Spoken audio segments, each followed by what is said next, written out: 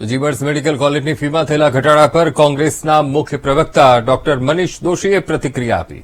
તેમણે કહ્યું કે સરકારની લૂંટની નીતિ હોવાથી જીએમઈઆરએસ મેડિકલ કોલેજમાં ફીમાં વધારો થયો હતો.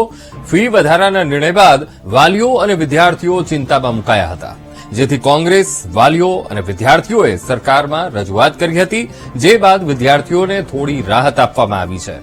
તો જીએમઈઆરએસના નામે રાજ્ય સરકારે મોટો ભ્રષ્ટાચાર કર્યો છે, જેથી સરકારી મેડિકલ કોલેજની ફી 25,000 જાહેર કરવામાં આવે તેવી કોંગ્રેસે માંગ કરી છે.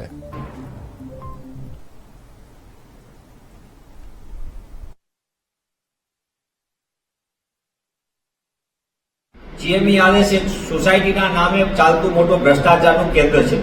છેલ્લી 5 કોલેજો છે કેન્દ્ર સરકારના પૈસાથી બની હોય, રાજ્ય સરકાર 40% આપે, 60% કેન્દ્ર સરકારના હોય, જેમાં ઓલ ઇન્ડિયા મેડિકલ કોટા હોય. એ સરકારી કોલેજ થઈ તો એની ફી 25,000 કેમ નહીં?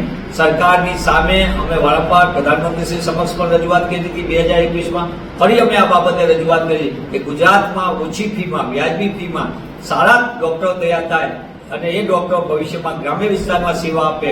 પ્રાથમિક આરોગ્ય કેન્દ્ર, સામૂહિક આરોગ્ય કેન્દ્રમાં તો ગ્રામ્ય વિસ્તારની આરોગ્ય સેવામાં ફાયદો થાય.